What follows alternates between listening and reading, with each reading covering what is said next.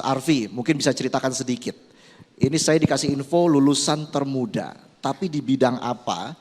Dan bagaimana saat itu perjuangan Anda bisa menempuh pendidikan yang cukup tinggi?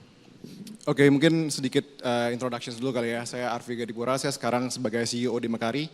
Jadi kalau Mekari itu sebuah perusahaan teknologi berbasis cloud yang kita meng-serving Indonesian businesses di Indonesia ini. Jadi sedikit background saya, mungkin saya dulu sekolah kebetulan berkesempatan di luar negeri, di UK, S1 dan S2-nya.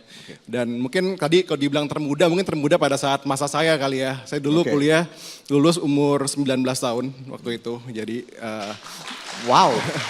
Jadi ya saya ngambil apa ya, selama saya SMP SMA ngambil jalurnya sedikit berbeda. Saya ngambil akselerasi, jadi makanya bisa lulus di usia segitu. Tapi sebenarnya enggak, saya bukan orang pintar. I think that's what I need to highlight juga gitu. Saya sebenarnya bukan orang pintar, cuma saya suka nyari kesempatan yang berbeda dari yang lain gitu. Jadi makanya saya cari jalur waktu SMA for example, saya juga kuliah yang apa ya, yang sifat cuma 3 tahun. Kayak di UK saya cuma 3 tahun kuliahnya, mungkin itu juga normal di UK juga. Dan kalau di Indonesia kan 4 tahun ya, jadi makanya kesempatan juga 11-12 tahun. Nah dari sisi itu sebenarnya kalau kita ngelihat perjalanan saya ini lulus di usia 19 tahun itu banyak beban juga sebenarnya. Karena satu kematangan, kita ngomongin kematangan apa, emosional lah ya kita ngomongin.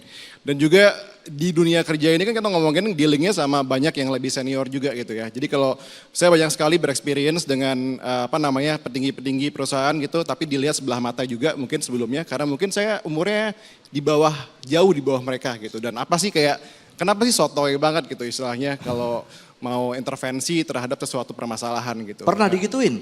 Oh sering, dibilang sotoy, sering. Jadi kalau usia terlalu muda. Kalau zaman dulu kan apalagi ya, kalau zaman sekarang kan Gen Z udah common ya, kayak rebel gitu kan, apa namanya berkomentar balik kepada atasan gitu ya. Kalau sekarang zaman dulu tuh kan sangat istilahnya sangat apa ya, awam gitu ya kalau kita berkomentar balik gitu. Jadi zaman dulu saya mungkin sifatnya lebih mengadaptasikan dulu gitu dengan berbagai kondisi yang ada, melihat sebenarnya ya kena mental juga, zaman masih muda gitu ya, masih muda dikomentarin negatif segala macam pasti kan juga lumayan kena mental juga. Tapi kita I think what the youngsters di masa sekarang ini yang perlu diterapkan adalah masalah grit gitu ya.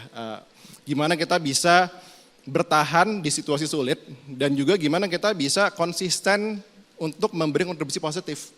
Karena nggak gampang untuk bisa bertahan. Jadi pasti banyak banget yang berpikiran, oh susah banget nih melakukan kayak A, B, C, D, menavigasi politik kantor, menavigasi kerjaan baru semuanya. Tapi sebenarnya disitulah kita berkembang gitu sebagai individual. Karena kalau kita ngomongin ada masalah A, ada masalah B langsung nyerah, ya udah that's it gitu kan. Tapi kalau kita terus konsisten, disiplin untuk memberi kontribusi positif yang berkelanjutan itu yang menjadi penting.